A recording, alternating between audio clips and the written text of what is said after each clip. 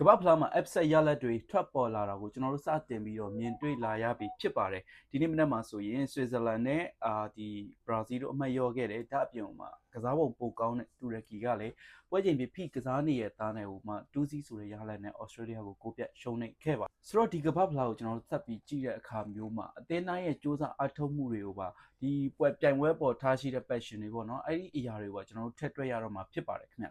အားလုံးပဲမင်္ဂလာပါခင်ဗျဒီနေ့မှာတော့ကမ္ဘာဖလားပွဲစဉ်၄ပွဲရှိပါတယ်ခင်ဗျဆိုတော့ဒီဗီဒီယိုလေးမှာအဲ့ဒီ၄ပွဲနဲ့ပတ်သက်ပြီးတော့ပွဲကြိုသုံးသက်ချက်တွေကိုတင်ဆက်ပေးသွားမှာဖြစ်ပါတယ်ခင်ဗျ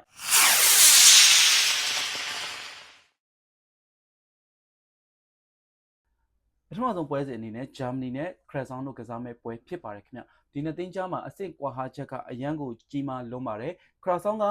ဂျမေကာကိုကြော်ပြီးတော့ခြေစစ်ပွဲအောင်ခဲ့တာဖြစ်ပေမဲ့ပွဲစဉ်တိုင်းကိုသူတို့ဒီခြေစစ်ပွဲတစ်လျှောက်ပေါ့နော်ပွဲစဉ်တိုင်းကိုခံစစ်ပိတ်ကစားခဲ့ရတာဖြစ်ပါတယ်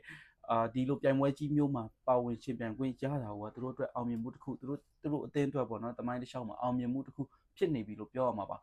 ဂျာမနီကလည်းသူတို့အတွက်ဒီအုပ်စုကအရန်ကိုခက်ခဲတဲ့အုပ်စုမဟုတ်တာတော့သိကြပါတယ်ဒါပေမဲ့ပေါ့ဆလို့တော့မရပါဘူးဒီပွဲမှာကစားသမားပွဲထွက်လူစီရင်ကိုစမ်းသက်အသုံးပြုလာနိုင်ပြီးတော့ဘလို့လူစီရင်ပဲထွက်လာပေါ့နော်ဒီပွဲကတစ်ဖက်သက်ဆန်နေမဲ့ပွဲဆိုတာတော့သိကြပါတယ်ခင်ဗျဆိုတော့ဒီပွဲကဂျာမနီတို့ကိုပြတ်နိုင်ပွဲတစ်ပွဲရယူသွားမဲ့ပွဲလို့ပဲထင်ပါတယ်ခင်ဗျ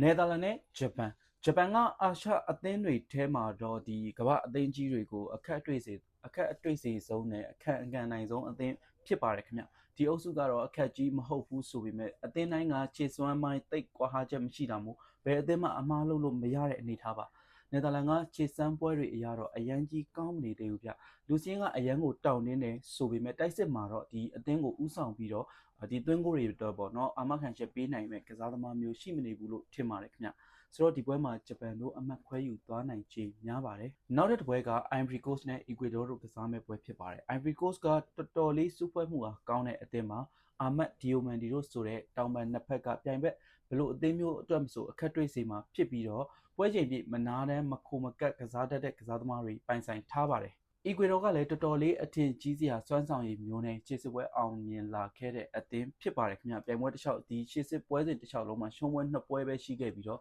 ဒုတိယနေရာကနေကမ္ဘာဖလားကိုခြေစစ်ပွဲအောင်မြင်ခဲ့တာပါဒီအသင်းကတွန်းတိုက်ကစားတယ်ခက်မှန်မှခက်ကြမ်းကြမ်းကစားတတ်တယ်ဒါကြောင့်လည်းပြိုင်ပွဲအသင်းတွေကိုကစားဝတ်တရားခက်စေတတ်ပြီးတော့ရလက်ဆိုးသွားစေတာဖြစ်ပါတယ်ချိန်ညီပြီးတော့မမတန်တန်ကစားတတ်ကြတဲ့အသင်းနှစ်သင်းဖြစ်တာကြောင့်ဒီပွဲကလည်းတစ်ဖက်တစ်ကိုးစီလောင်းနေပဲဆုံးသက်သွားမယ်လို့ထင်ပါတယ်ခင်ဗျ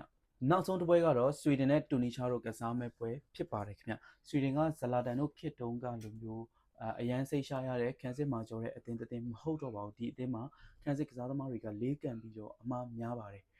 တိုက်စစ်ပိုင်းမှာတော့ Isak Gyökeres တို့ရှိနေတာကြောင့်အသင်းကိုတွေအတွက်မျှော်လင့်လို့ရတယ်ဆိုရင်တော့မှလက်ရှိခံစစ်စွမ်းဆောင်ရည်နဲ့ကတော့ဒီပွဲအတွက်မဟုတ်ဘူးဆိုရင်တော့မှဒီပြိုင်ပွဲအတွက်ကတော့မျှော်လင့်လို့မရတာသိကြပါတယ်တူနီရှားကလည်းကစားပုံအရန်ကြီးကောင်းနေတာမျိုးတော့မဟုတ်ပါဘူးဒီအသင်းကအာဖရိကအသင်း PP ပေါ့နော်နီးစနစ်ပိုင်းအရန်အားနေတဲ့တိုက်စစ်လမ်းကြောင်းတွေစတင်လိုက်တိုင်းမှာဘောလုံးအပြက်များပါတယ်ဒီပွဲတော့ဆွီဒင်တို့နိုင်ပွဲရဖို့များပါတယ်ခင်ဗျ